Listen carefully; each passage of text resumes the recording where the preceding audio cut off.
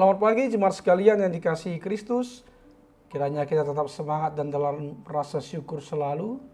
Sebelum kita disapa oleh firman Tuhan, mari kita lebih dulu menundukkan hati dan pikiran kita. Marilah kita berdoa. Damai sejahtera Allah yang melampaui segala akal, itulah kiranya yang memelihara hati dan pikiranmu di dalam Yesus Kristus Tuhan kita. Amin. Firman Tuhan pada hari ini Rabu 23 Maret 2022 terambil dari Zakaria 8 ayat 8. Firman Tuhan berkata, "Dan aku akan membawa mereka pulang supaya mereka diam di tengah-tengah Yerusalem. Maka mereka akan menjadi umatku dan aku akan menjadi Allah mereka dalam kesetiaan dan kebenaran."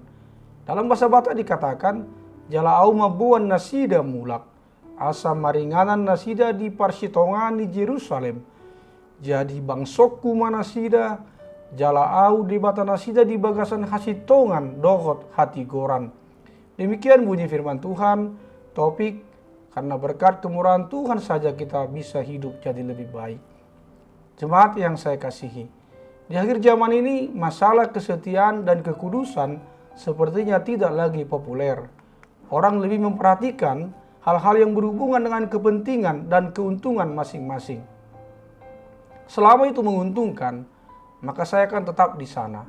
Selagi saya punya kepentingan, maka saya lakukan hal itu. Pikiran-pikiran demikian banyak terjadi sekarang ini di akhir zaman. Kesetiaan dan kekudusan dianggap hal yang tidak penting lagi. Setia artinya meskipun saya dalam tantangan, meskipun dalam masalah, saya akan tetap di sana. Karena saya tahu Tuhan yang tuntun saya ke sana dan Ia yang membawa itu adalah Tuhan yang setia. Tuhan Yesus sudah memberi contoh, bahkan Ia telah membuktikan kesetiaannya itu sampai mati di kayu salib. Kudus artinya tidak mencemari diri dengan hal-hal yang najis, baik perkataan, tindakan, perbuatan dan lain sebagainya. Semuanya tidak bertentangan dengan firman Tuhan. Dosa di mata Tuhan adalah suatu kenajisan. Untuk itu, kita harus menjauhkan diri dari dosa supaya hidup kita kudus. Saudaraku di dalam Yesus Kristus, di dalam kitab Zakaria dijelaskan bahwa bangsa Israel berada di dalam penderitaan. Mereka menderita karena Allah menjauhkan diri dari mereka. Mereka menjadi putus asa dan Yerusalem menjadi sunyi sepi. Situasi dan keadaan inilah yang melatar belakangi pemberitaan Zakaria ketika menyampaikan firman Tuhan pada pasal 8 yang menjadi bacaan kita saat ini. Menurut Zakaria, Tuhan sendiri bertindak dengan menyatakan bahwa Tuhan tidak mau membiarkan umatnya. Tuhan mau menyemangati umat untuk berpengharapan. Tuhan sendiri hadir di Yerusalem dan memberi makna baru pada kota itu dengan sebutan kota setia, Gunung Kudus. Inisiatif Tuhan yang menjanjikan ini pasti didambakan oleh umat yang sedang menderita. Jawaban atas respon kasih Allah menjadi bagian yang tak terpisahkan dari kehidupan beriman umat Allah. Keselamatan bukan hasil usaha manusia, tetapi pemberian Allah. Sebagaimana Yesus yang hadir di dunia bukanlah kehendak manusia, tapi kehendak Allah. Dia hadir untuk menyelamatkan manusia sebagai hadiah dari Allah bagi kita yang berdosa. Semua ini murni inisiatif dan kerja kuasa Allah. Jemaat yang dikasihi Yesus Kristus, dengan memahami semua ini, maka perjuangan kita sekarang bukan lagi perjuangan untuk mencari atau meraih keselamatan.